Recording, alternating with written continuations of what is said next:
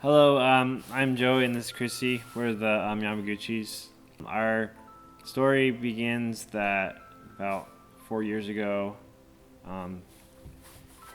it was adoption Sunday, and Krissie caught my eye, so to say, and I began to pray about if she was one that God had for me. And as I continued to pray, I asked Krissie out for coffee, and she said no. And I eventually got her number, which I was really happy about. And then fast forward to around Christmas, I messaged her on my phone and told her that I was praying for her because she told me that she was having a hard time with her dad because he was in emergency surgery.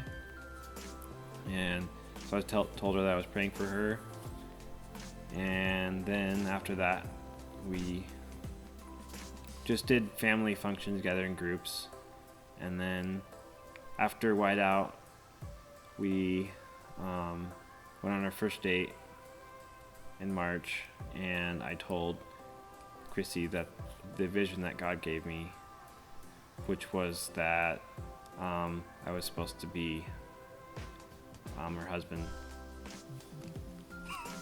Yeah, it was intense. So like on Orphan Sunday, I actually had a friend tell me that they thought Joey liked me, and I was like, whatever. And then he was staring at me weird, and I was like, oh, maybe she was right. So yeah, initially I said no. I had just gotten out of actually an abusive relationship, so I wasn't really looking to date.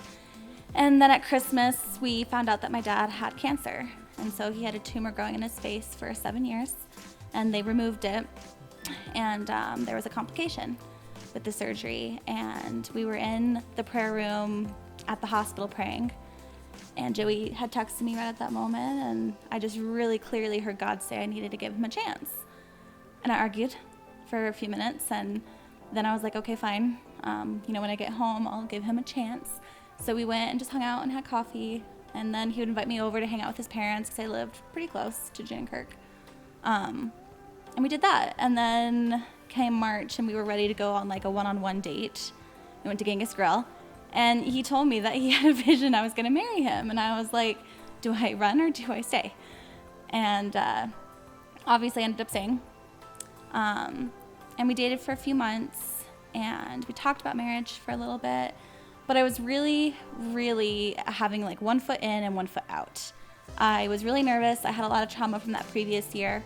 And I really wanted to make sure I was within God's will. And so I kept praying and praying that God would show me how he showed Joey that we were supposed to be together. I was like, God, you need to show me too. And I didn't get anything for a while.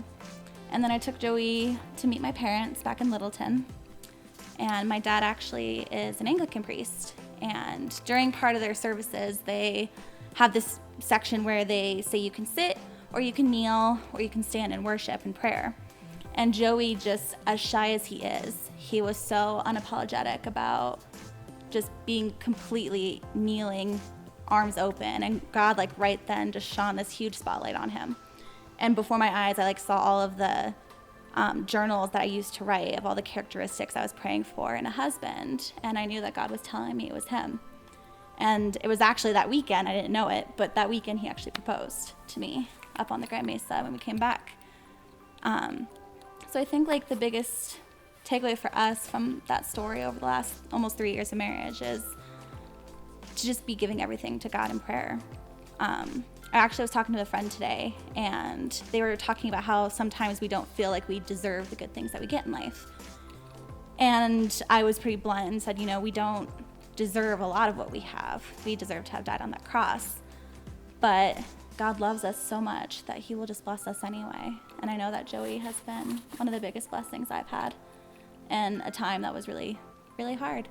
So if there's anything that you guys are just praying about for direction on, whether it's a relationship or God giving you direction on a job or school or something, just be willing and ready to just give it all up to him, and God will bless you in it.